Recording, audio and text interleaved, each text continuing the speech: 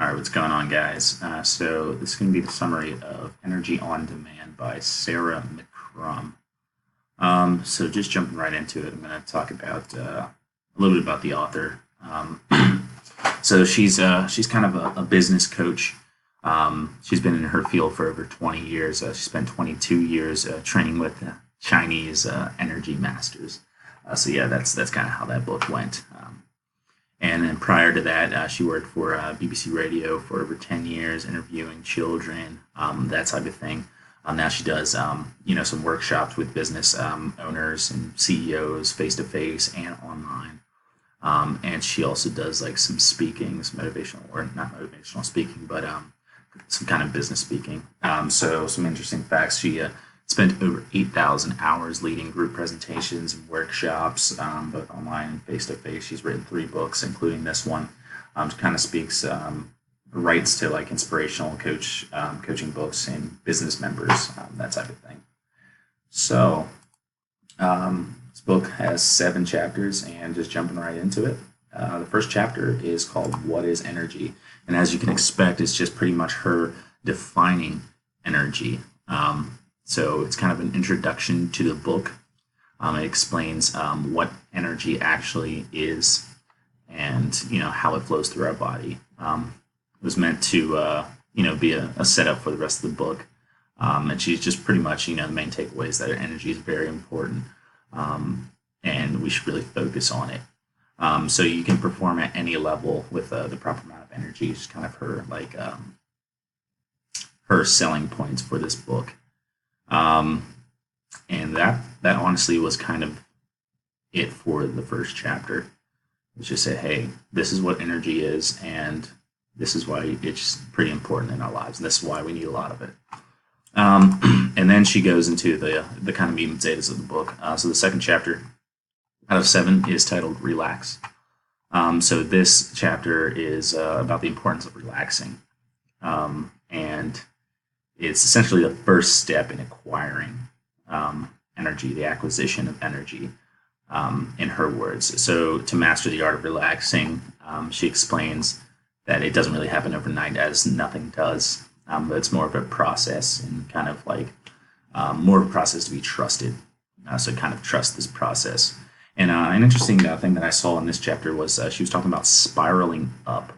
So as energy starts to flow through your body, you feel better.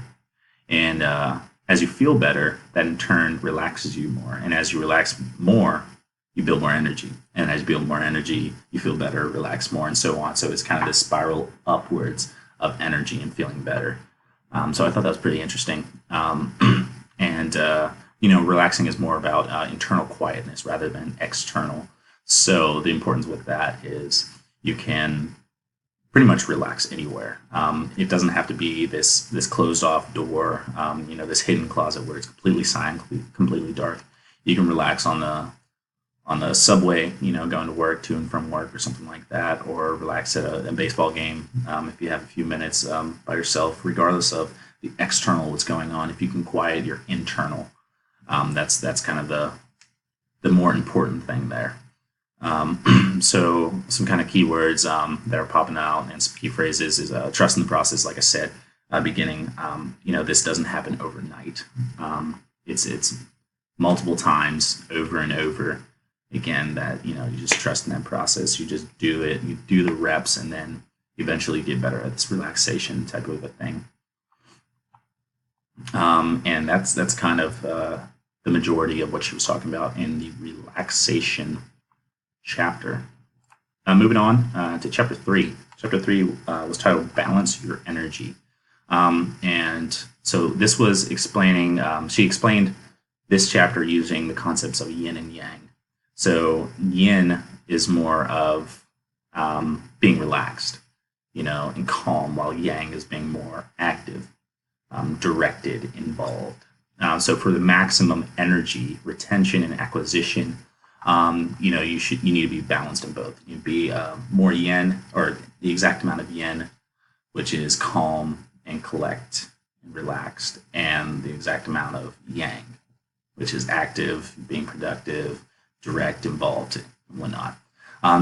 She kind of suggests that you focus on trying to acquire more of the other. So if you realize that, hey, I'm this active person, go go go go go, then I should start focusing on, okay, let me take a step back. Let me relax a little bit instead of just going going going going. So kind of balancing yourself out. And again, this is where her whole Chinese master thing starts to really kick off here with the yin and yang. So really, she was trying to get at, with the whole balance thing, is just trying to strive for excellence instead of perfection, because obviously, nobody's perfect. So, we just want to be excellent in this. And her way of doing that and her pitch was kind of, balancing this out, balancing your energy, which is yin and yang. Constantly apply corrections in life, which is essential for balance and maintaining energy. And then, kind of contrary to this, negative self-talk is never true unless you let it be. And then it actually becomes true because you believe it to be so. And I thought that was kind of an interesting phrase in the book, because, I see this as well in kind of day to day, where, if you have that self-talk, that negative self-talk, it's never true. It's like, oh man, I'm the worst. Oh, I suck at this, blah, blah, blah, all this. It's only true if you believe it to be true. It's only true if you make it true. So don't make it true. That's, what she was getting at, and I like that there. So, going through challenges while maintaining clarity of mind is really that balance, what she's saying here. So the next chapter, chapter 4, is titled Recharge Your Energy. And as you can guess, it's talking about recharging it, getting it back, supercharging it.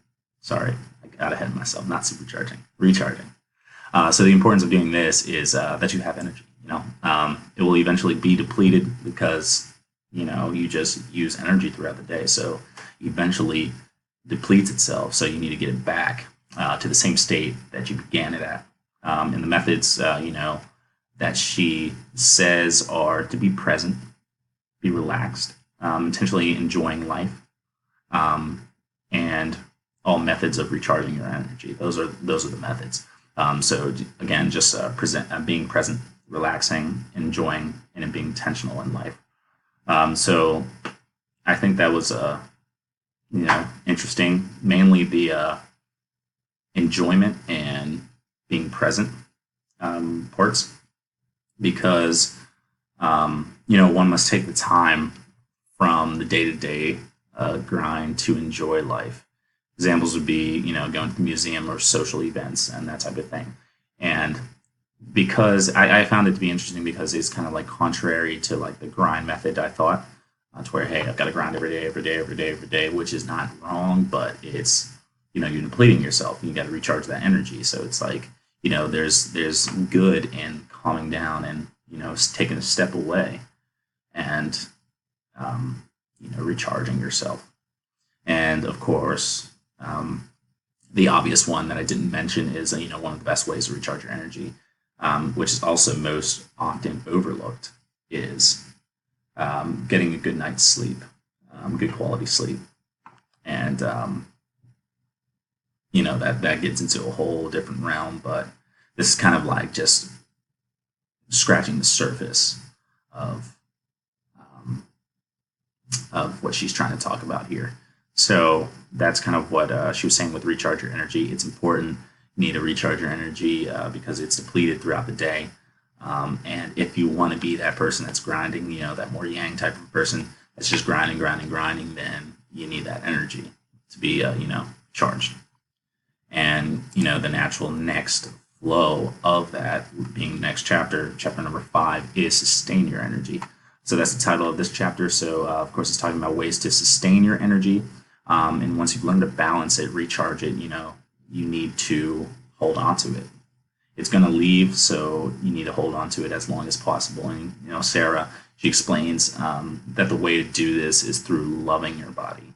And in order to do this efficiently and effectively, you must have structure in your life. What does that mean exactly? To us, that means all the systems. That means all the systems. Health system, relationship system. I don't know why I'm saying this, because you guys know what it is. You must learn to exercise, eat properly, hydrate, And once you figure that out, all that's left to do is apply the basics.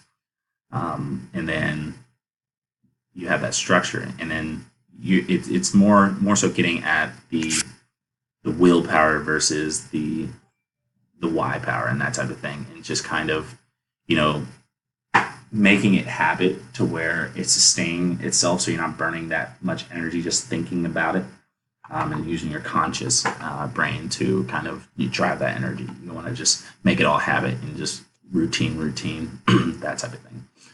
So gaining this love for your body, which requires order, of course, will not happen overnight.